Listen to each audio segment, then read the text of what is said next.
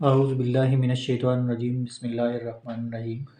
آج کے Subscribe. بارے میں جو آیات چل رہی ہیں سورۃ بقرہ کی، کل ہم نے ڈسکس کی تھی کہ 200 اور 201۔ آج اسی سے آگے 202 آیت نمبر ہے، جس میں ایک جو وہ دعا ہے، یہ بہت اہم الفاظ ہیں۔ اولئک لہم نصیب مما کسبوا واللہ سریع الحساب۔ ان لوگوں کے لیے حصہ ہوگا جو انہوں نے کمایا۔ بہت اہم بات کی جا رہی ہے، واللہ سریع الحساب، اور اللہ بہت جلد حساب چکانے والا ہے۔ اس سے اگلی آیت ہے، میں اکٹھی اس کی تفسیر بیان کروں گا۔ وَاذْكُرُوا اللَّهَ فِي أَيَّامٍ مَّعْدُودَاتٍ، اور ذکر کرو اللہ کے گنتی کے چند دنوں میں۔ وَمَن تَعَجَّلَ فِي يَوْمَيْنِ فَلَا إِثْمَ عَلَيْهِ، تو جو کوئی 2 دن میں ہی جلدی میں واپس آ جائے تو اس پر کوئی گناہ نہیں۔ وَمَن تَأَخَّرَ فَلَا إِثْمَ عَلَيْهِ، اور جو پیچھے رہ گئے اس پر بھی کوئی گناہ نہیں ہے۔ شرط کیا ہے؟ لمن اتقا، کہ وہ تقوی اختیار کریں۔ واتقوا اللہ واعلموا انکم الیہ تحشرون، اور خوب جان رکھو یقیناً تمہیں اسی کی جانب جمع کر دیا جائے گا۔ اچھا جی، اب میں نے جو پہلی آیت تلاوت کی ہے، اس کا ترجمہ میں نے آپ کو بھی بیان کیا۔ انہی لوگوں کے لیے حصہ ہوگا جو انہوں نے کمایا، اور اللہ بہت جلد حساب لینے والا ہے۔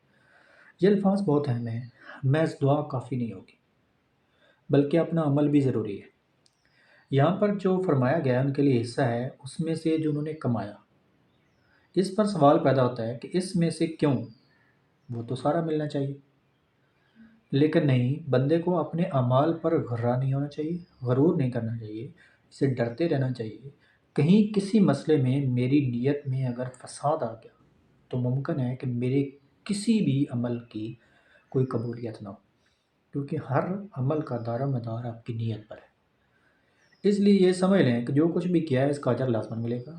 جو کچھ انہوں نے کمایا ہے اس میں اگر خلوص ہے، ریاکاری نہیں ہے، اس کی تمام آداب اور شرائط کو ملحوظ خاطر رکھا گیا ہے، تو اس کو حصہ ملے گا، تو اس کا ثواب ملے گا۔ اللہ تعالیٰ کو حساب چکانے میں دیر نہیں لگتی، بہت جلد حساب کر لے گا۔ اب تو ہمارے لیے یہ سمجھنا بالکل بھی مشکل نہیں رہا، کیونکہ اب آج کل تو کمپیوٹر کا دور ہے۔ کمپیوٹر آپ دیکھیں گے کتنی جلدی حساب کر لیتا ہے، تو اللہ کے یہاں کون سا سپر کمپیوٹر؟ تو سپر کمپیوٹر سے بھی سپر کمپیوٹر ہوگا، وہ حساب کرنے میں دیر نہیں لگائے گا۔ اب جو اگلی آیات ہے کہ چند دنوں میں اللہ کا ذکر کرو، اگر آپ جلدی آ جاتے ہیں تو اس میں کوئی گناہ نہیں ہے۔ اس سے مراد کیا ہے؟ اس سے مراد ذو الحجہ کے 11ویں 12ویں یا 13ویں کے دن ہے، جس میں یوم النحر کے بعد منی میں قیام کیا جاتا ہے۔ ان دنوں میں کنکریاں مارنے کے وقت ہر نماز کے ساتھ تکبیر کا حکم ہے۔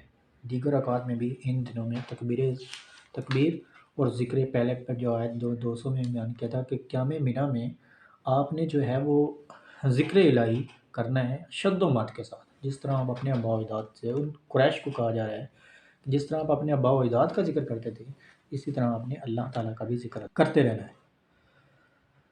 جو کوئی 3 دن پورے نہیں کرتا بلکہ 2 دن میں واپسی اختیار لیتا ہے اس پر کوئی گناہ نہیں۔ یہ بات ذہن میں رکھ لیں، 3 دن قیام کرنا، کیونکہ یوم عرفہ جو ہے اس سے آپ کا حج مکمل آ گیا۔ 3 دن میں مقدار پر گناہ نہیں ہے۔ اصل چیز تقوی ہے۔ جو کوئی زمانہ حج میں پرہیزگاری کے روش اختیار کیے رکھے تو اس پر کوئی گناہ نہیں ہے کہ منی میں 2 دن قیام کرے یا 3 دن۔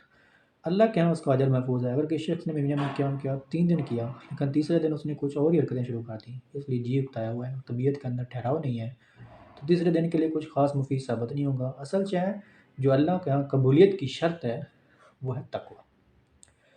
جو تمام جاجی کرام وہاں پہ جاتے ہیں ان کو چاہیے کہ وہاں جا کر جو وہاں کرنے والا کام ہے وہ ہے صرف ذکر الہی، وہاں کریں۔ دنیاوی کاموں کے لیے اگر آپ نے جانا ہے تو وہ ادھر ہی کر لیں، ادھر کام کرنے کے لیے تھوڑے ہیں۔ وہاں جائیں گے تو آپ صرف ذکر خدا میں مشغول رہیں، اللہ تعالیٰ کا ذکر کریں، اپنی مغفرت کی دعا کریں، آخرت کی طلب کریں، آخرت میں اللہ تعالیٰ آپ کو کامیاب کرے۔